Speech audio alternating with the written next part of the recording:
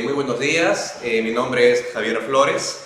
Vamos a ver ahorita lo que es el curso de filosofía, exactamente un temita muy pero muy importante para poder comprender lo que es el proceso histórico de cómo los filósofos han ido estableciendo corrientes de pensamiento que influyen incluso hasta el día de hoy. Por ejemplo, el tema del día de hoy es la filosofía patrística y escolástica. ¿De acuerdo? Vamos hoy día a más o menos explicar a grandes rasgos qué cosa fue la filosofía patrística, qué fue luego lo que es la filosofía escolástica, y esas dos se encuentran dentro de lo que entendemos como la filosofía medieval. ¿De acuerdo? Vengan por aquí, vamos a ver lo que es el contexto histórico.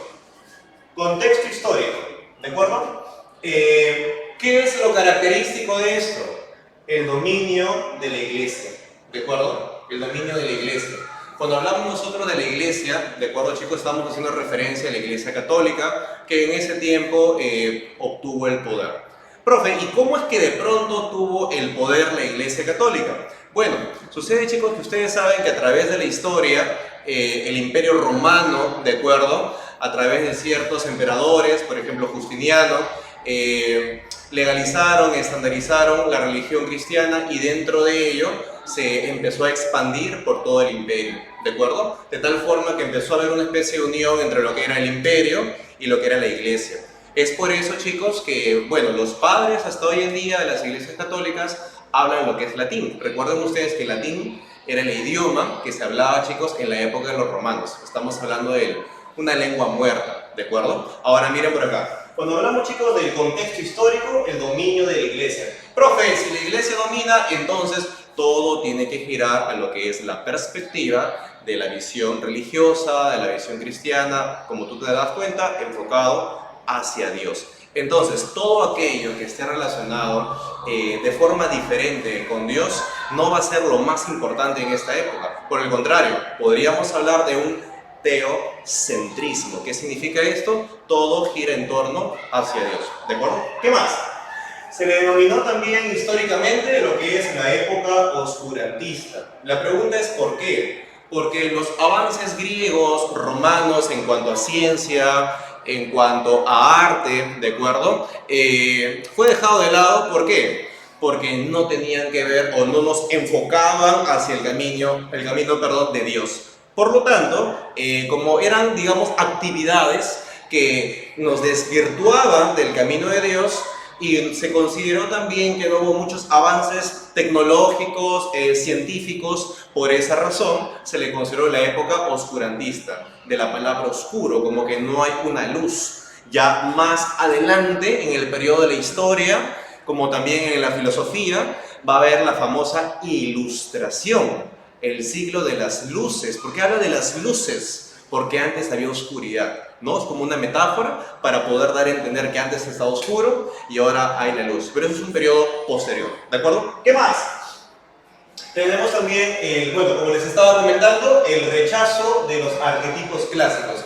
¿Cuáles son los arquetipos clásicos? Por ejemplo, si hablamos nosotros de los griegos, hablamos en la literatura, hablamos en la filosofía, hablamos, por ejemplo, en lo que es en la pintura, ¿de acuerdo? En lo que es en la poesía. Una de las características a poder resaltar es el hecho de que los griegos obviamente no creían en un solo Dios. Es decir, no eran monoteístas. Los griegos, los romanos, incluso acá, por ejemplo, los incas eran politeístas. ¿Qué implica esto? Varios dioses, ¿de acuerdo? Por esa razón es que es como que en la época medieval se decía, ¿cómo vamos a tomar como una gran referencia una cultura, unos principios y sobre todo perspectivas del mundo religioso también, de una cultura o de un grupo de personas que no adoraban a Dios, sino que adoraban a falsos dioses, como se va a considerar dentro de este periodo, ¿no? ¿Cómo es que podemos tomarlo como referencia? No, para nada. Eso nos aleja, más bien nos acerca a lo que vendría a ser lo pecaminoso. Por lo tanto, hay que rechazar. Es por eso que todos los avances culturales que se fueron dando a través de la historia de manera progresiva, fueron quedando de lado. Más que quedando de lado fue un rechazo deliberado, como que no, ¿de acuerdo? Por eso que cuando hablamos de arquetipos que son modelos, griegos, romanos, sobre todo lo que es grecorromano, lo clásico, va quedando a un lado, ¿de acuerdo? Porque no contribuye a mi cercanía hacia Dios, ¿de acuerdo? ¿Qué más tenemos por acá? Predominio de la fe sobre la razón. ¿Qué significa esto, profe? Obviamente, lo que es la razón, ¿de acuerdo? Lo que es la parte racional, la lógica, la evidencia, lo concreto, lo que yo puedo ver, corroborar, lo que está a mi alrededor, lo que es, oye, eso está ahí, eso es lógico, ¿no? Claro, porque si está ahí quiere decir que no está acá, ¿no? Eso de ahí también, chicos, va quedando a un lado, a un costado y empieza a emerger lo que es la fe. Entonces, algunos de ustedes se preguntarán, profe, entonces, ¿de qué filosofía podemos hablar si la fe es lo más importante? Es decir, profe, si la fe es aquello que predomina, que digamos es lo más importante en lo que viene a ser en este periodo, la pregunta es, ¿cómo podemos hablar de filosofía? Si nosotros sabemos que la filosofía es reflexionar, es hacer una crítica, digamos, de las perspectivas, de la fe, de la razón, de la sociedad, una reflexión crítica, un cuestionamiento de todo en cuanto hay. Entonces, ¿cómo puede haber filosofía? Lo que pasa es que si bien es cierto, la fe es más importante, pero no se dejó de usar la razón. Se utilizaba la razón, pero no era lo más importante, porque recuerden ustedes, nosotros también somos seres racionales. Para poder establecer algo o explicar aquello, tenemos que argumentar, tenemos que dar cierto sostén lógico, ¿de acuerdo? Entonces, cuando hablamos nosotros del contexto histórico, lo que nosotros tenemos es básicamente esto: dominio de la iglesia, época oscurantista, rechazo de los arquetipos clásicos, predominio de la fe sobre la razón. Hoy ustedes pueden observar, por ejemplo, chicos, una imagen, ¿de acuerdo?, de la iglesia, que es lo que es básicamente lo que va a envolver en este periodo, ¿de acuerdo? Ahora, profe, entonces más o menos hay un panorama, por supuesto. Ahora, profe, vamos a ver justamente esto, lo que hablamos de la patrística y la escolástica. Cuando hablamos de la patrística, ¿por qué se llama así, profe? ¿Por qué se llama patrística? Bueno, esto hace referencia, chicos, al término en latín pater, ¿no? Por ejemplo, el pater familias, ¿no? Que es el padre de familia en el Código Civil Romano. Profe, entonces si pater es padre, ¿qué significa patrística? Patrística significa el periodo de los padres de la iglesia. Por eso se llama patrística. Profe, ¿y por qué padres? O sea, ¿tienen hijos? Claro. Su labor va a ser básicamente empezar a construir los cimientos de lo que viene a ser la filosofía medieval, sobre todo la filosofía patrística, porque hay una gran diferencia entre lo que viene a ser la patrística y entre lo que viene a ser la escolástica. Por eso es que vamos a explicar el día de hoy cuáles son esas diferencias. Mira por acá. Patrística. ¿Qué es lo característico? Estábamos mencionando, se establece el dogma de la iglesia. ¿Qué es esto? Los principios, ¿de acuerdo?, de lo que nosotros comprendemos como, por ejemplo, chicos, es ¿qué es el dogma? ¿Cuáles son los principios o los lineamientos que la iglesia debe seguir? ¿Qué cosas son permisibles? ¿Qué cosas no son permisibles? ¿Qué cosas aceptamos? ¿Qué cosas rechazamos? ¿De acuerdo? Recuerden que la palabra dogma significa que es un principio que no es cuestionable. ¿De acuerdo? ¿Por qué? Porque justamente es algo que tiene que ver con Dios. ¿Qué más, profe? La lucha contra el paganismo. Profe, ¿qué es el paganismo? ¿Quiénes son los paganos? ¿Los que pagaban? No, mira, el paganismo, o se le denominó paganismo a una cuestión cultural dentro de la cual se consideraba a todos aquellos grupos culturales, humanísticos, en todo el mundo, ¿de acuerdo? En todo el mundo, que también tenían su religión, también tenían sus dioses. Sin embargo, ¿por qué son paganos? Porque creen en dioses que no son el verdadero Dios. En otras palabras, desde la perspectiva, ¿de acuerdo?, medieval, esos dioses son falsos, son fake. ¿Y por qué son fake, profe? Porque no son el verdadero. Profe, un ejemplo, bueno, por ejemplo, tienes a Zeus, a Poseidón, tienes a Hades en los griegos, ¿no? De manera similar en los romanos. ¿Y por qué no son considerados dioses para ellos? porque recuerda que Dios es lo más perfecto que puede existir. El ser humano es imperfecto, pero Dios es todo perfecto. Pero si uno se pone a pensar desde la perspectiva de ellos y analizamos un poco a los dioses antiguos, nos preguntamos, si los dioses son perfectos, ¿cómo es posible que los dioses griegos se maten, se ataquen, se envidien, que Zeus tenga relaciones, por ejemplo, sexuales con su hija, con su nuera y todo el mundo, con todo el mundo? ¿Eso es perfección? Eso está lejos de la perfección de lo que vendría a ser lo virtuoso. Es por eso que esos dioses eran rechazados, ¿de acuerdo? ¿Por quiénes? Por los medievales. Mira por acá. El paganismo entonces, profe, ¿qué cosa era? El paganismo fue un movimiento que fue atacado, ¿de acuerdo? Fue una lucha por erradicar lo que es las costumbres y creencias paganas. Te pongo un ejemplo más sencillo. Cuando los españoles llegaron aquí, ¿de acuerdo? Ya después de Colón y toda la cuestión, ¿qué cosa hicieron, por ejemplo, con los indígenas? Hay un fenómeno que se llama la extirpación de idolatrías. ¿Qué significa eso?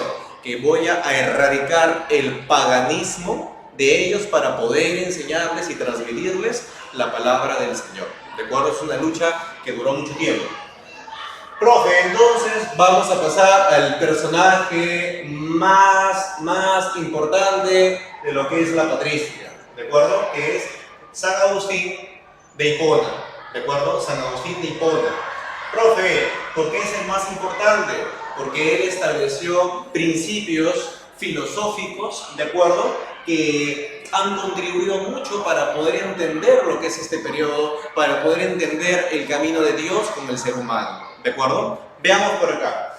San Agustín de Hipona, chicos, a diferencia, digamos, de algunos otros, su influencia más fuerte fue Platón. Si ustedes recuerdan un poco de Platón, Platón es un filósofo que se le suele conocer de forma más común, porque él plantea supuestamente dos realidades, dos mundos, dos planos, ¿no?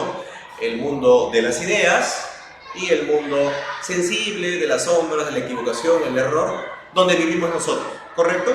Entonces, nosotros somos un error, somos una copia del original que se encuentra en el mundo de las ideas, ¿de acuerdo? Entonces, nosotros, ¿qué es lo que nosotros hacemos? Entendemos que el mundo de las sombras somos nosotros, somos un error, una equivocación. Ya. San Agustín tiene una fuerte influencia, ¿de acuerdo?, en Platón, y por ello tiene una obra que se llama La ciudad de Dios. ¿Qué cosa es lo que plantea en esta obra? Que no existe en el mundo, ¿de acuerdo?, ningún gobernante, ¿de acuerdo?, ningún político, si podemos hablar en la actualidad, que pueda ser 100% perfecto y que nos lleve al camino verdadero. El único gobernante perfecto que podría darle un sentido y le da un sentido a la humanidad es Dios, la ciudad de Dios. ¿Qué hace? Mundo terrenal, el mundo celestial. Recuerda Platón, mundo de las sombras, de acuerdo a los sentidos, mundo de las ideas, ¿de acuerdo? Ese es más o menos el símil. El mundo terrenal con el mundo de las sombras de Platón, el mundo celestial, el plano es el gobierno celestial de Dios y sus ángeles, y el plano de las ideas de Platón, ¿de acuerdo? Veamos por acá. San Agustín, chicos, contribuye con una de las cosas más importantes que dice: Dios hizo esto, una creación ex nihilo. Profe, ¿qué significa ex nihilo? Es una locución latina que significa desde la nada. Desde la nada. ¿Qué significa esto? Dios creó todo desde la nada. No había nada. Entonces Dios creó, ¿de acuerdo?, con su magnificencia, todo desde la nada. Le dio un orden, ¿de acuerdo? ¿Qué más, profe? ¿Qué más? San Agustín, chicos, nos habla, por ejemplo, también en su obra Las Confesiones, donde él narra autobiográficamente cómo es que de pronto él estuvo inmerso en el pecado y a los 33 años se convirtió, chicos, al cristianismo, ¿de acuerdo? Su madre fue Santa Mónica, ¿de acuerdo? Que le incidía a que él se acerque a la cristiandad, pero él, bueno, buscaba su camino por ahí, buscaba pues cuál sería la verdad, ¿no? Iba por aquí, iba por allá, hasta que llegó justamente al cristianismo.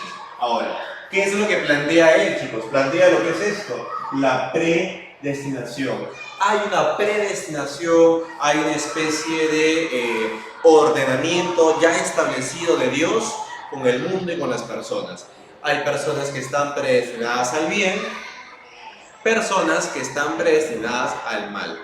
Profe, entonces quiere decir que yo estoy ya predestinado al sufrimiento, al dolor y todo lo demás.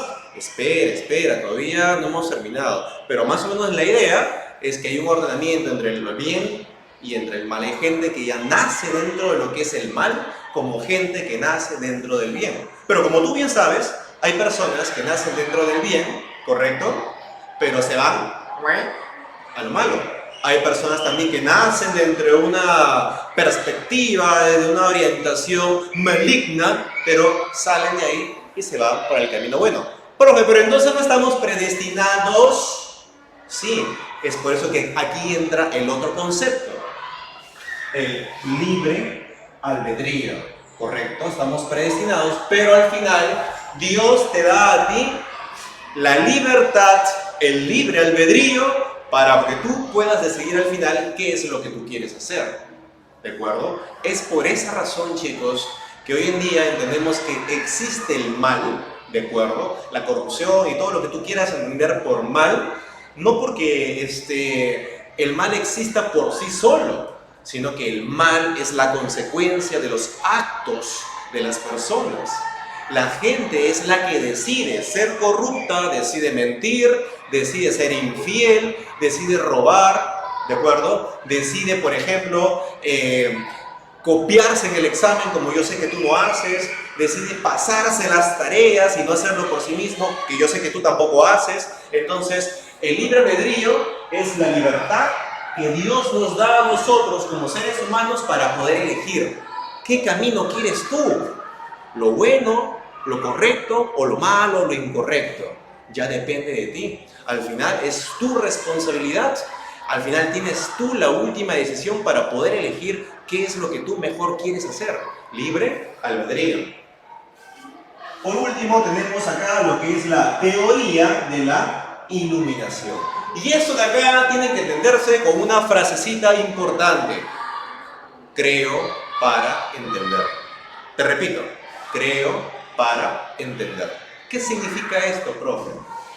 Aquí viene, regresamos a esto, mira. Predominio de la fe sobre la razón. Creo para entender. Antes de querer entender, de querer comprender las cosas, y decir yo puedo entenderlo todo, sométete a Dios. Humíllate ante Dios. Bájate, no seas soberbio, no seas egocéntrico, no seas vanidoso, para poder entender y que la puerta del conocimiento de todas las cosas se abra, dice San Agustín, para que Dios te pueda iluminar. Primero tú tienes que creer para poder entender. Primero es la fe hacia Dios, de que el único que a mí me permite entender, superar y dejar las cosas atrás es Dios. Pero para eso yo tengo que aceptar que primero está Él. Creo para entender. Una vez que yo creo, Dios me brinda la iluminación y de pronto yo puedo entender y ver las cosas que antes yo no podía ver. Ejemplo, antes yo vivía confundido, pensando cosas, no entendía a mi mamá, peleaba con ella, mi hermano. Hoy en día, ya por medio de la fe, he podido entender, se me ha iluminado por qué yo era así antes y por qué ahora ya no discuto con mi mamá, con mi hermano, qué sé yo, ya perdoné, ya solté, pero es gracias a que me ilumine. Es un ejemplo, chicos, ¿de acuerdo? Pasemos ahora a el siguiente punto, que es la escolástica. ¿Qué pasó con la escolástica? Si la patrística se llama así por los padres de la iglesia, la escolástica, hablamos nosotros de qué? Viene la palabra escolae. ¿Y qué cosa es la palabra escolae? Escolae significa escuela. Profe, ¿y por qué se llama así? Justamente, chicos, en la escolástica aparecen las primeras universidades de Europa, ¿de acuerdo? Por ejemplo, tenemos ahí, estamos viendo algunas universidades, ¿correcto? La universidad, por ejemplo, de Oxford, la universidad, por ejemplo, de Bolonia, la universidad de París, entre otras más, como por ejemplo la de Salamanca, la de Cambridge, etc. ¿De acuerdo? Aparecen las primeras grandes universidades, chicos, en Europa. No creas tú que las universidades son tan contemporáneas o tan modernas.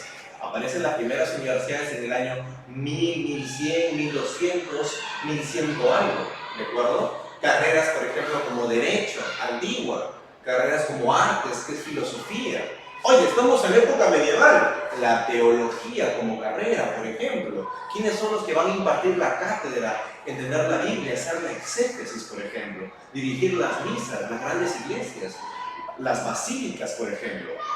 ¿De acuerdo? Como también lo que es la medicina, y bueno, son algunas de las carreras que estamos mencionando. Ahora, mira por acá.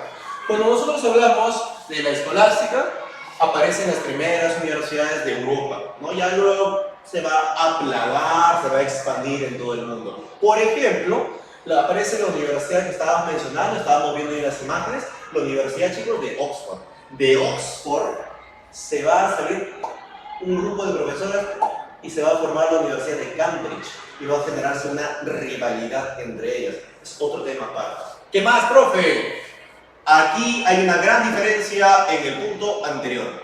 Hay un equilibrio entre la fe y la razón. Profe, ¿qué significa esto? Que la fe ya no es lo más importante sobre la razón. Ahora es que esta fe y la razón están al mismo nivel equilibrado. Profe, ¿y eso por qué? Porque llegaron a la conclusión de que hay verdades que nosotros encontramos, ¿de acuerdo?, por medio de la fe hacia Dios, como también hay verdades que son de la razón, ¿de acuerdo? Hay dos caminos para poder llegar a Dios. Uno es la fe y otro también es la razón. Para esto, nosotros vamos a ver al señor Santo Tomás de Aquino, ¿de acuerdo? El señor Santo Tomás de Aquino es un filósofo, ¿de acuerdo? Como ustedes lo pueden ver acá, es un filósofo, chicos, muy importante también, así como lo fue San Agustín de Hipona, Santo Tomás de Aquino en la escolástica. ¿Por qué, profe? Fácil, pues. Así como San Agustín tuvo una fuerte, pero muy fuerte influencia en Platón, Santo Tomás tuvo fuerte influencia en Aristóteles. Recuerda, Platón, idealismo. Aristóteles, realismo. No hay un mundo de las ideas para Aristóteles. Materia y forma. El alma está en tu cuerpo. Tú te mueres, se muere con tu alma. No hay un mundo más allá de este como Platón. Para Aristóteles todo está acá. Realidad, observación. Todo está acá, en este plano. Realismo. Eso es tomado también por Santo Tomás. ¿Qué nos dice este señor? Este señor hace esto. La teología y la filosofía se complementan. Hay un complemento. ¿Por qué? Porque si yo me baso para poder, digamos, alabar a Dios y dejarlo todo en la fe, ¿cómo yo puedo usar la dialéctica? ¿Cómo puedo debatir con otros para poder convencerlos de que Dios es el camino correcto?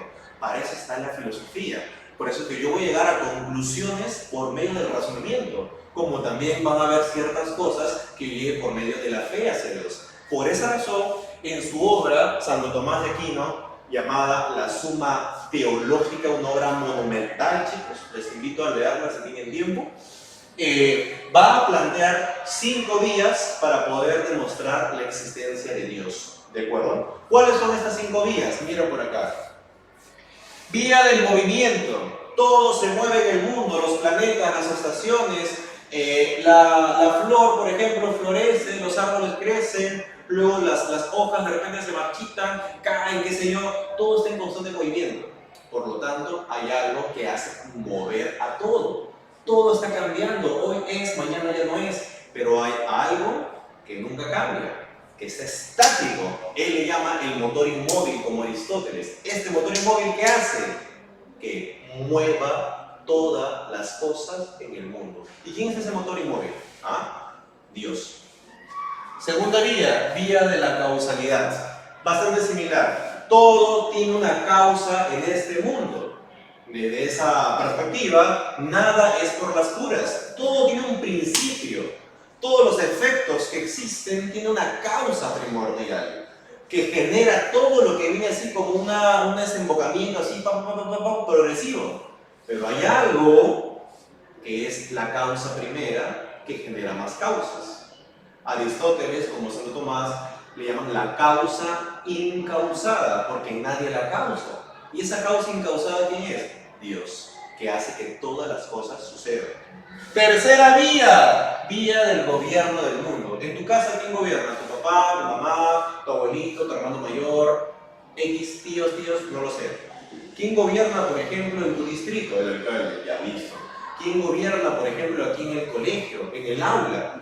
El profesor durante la clase, la tutora de repente cuando están solos ustedes, el director general, qué sé yo, en el distrito de Lima, el alcalde de Lima, en todo el país del Perú, el presidente y bla, bla, bla, bla. De esta forma progresiva, de menos a más, vayámonos hacia el universo, vayamos hacia el cielo, que dirige todo absolutamente en el mundo. ¿Sabes quién es ese? Dios, ¿de acuerdo? Cuarta vía. Vía de los grados de perfección. Oye, nosotros somos seres imperfectos. Mira, tienes la bacteria, tienes las plantas, tienes los animales, tienes el ser humano. Sigue subiendo, sigue subiendo. ¿Qué sigue después del ser humano? Los ángeles. ¿Qué más sigue? ¿Qué más sigue? Dios. Nosotros, al ser imperfectos, tenemos la tendencia de buscar o alcanzar la perfección, que es Dios, hacia donde nosotros apuntamos, porque Él es lo más perfecto. ¿De acuerdo?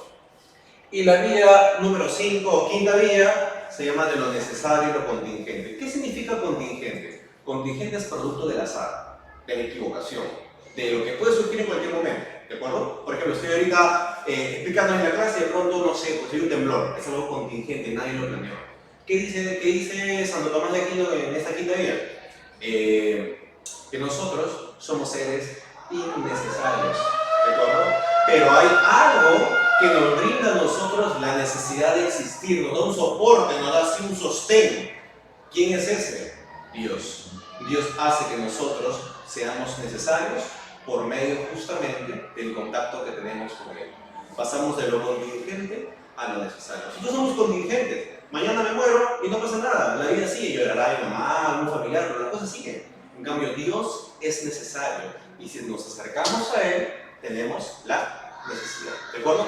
Muy bien, chicos, este ha sido el tema de lo que viene a ser filosofía patrística, filosofía medieval, ¿no? Que incluye la patrística y la escolástica, ¿de acuerdo? Pero chicos, que haya sido sabrado este video, conmigo será hasta la próxima oportunidad. Cuídense mucho, nos vemos, hasta luego.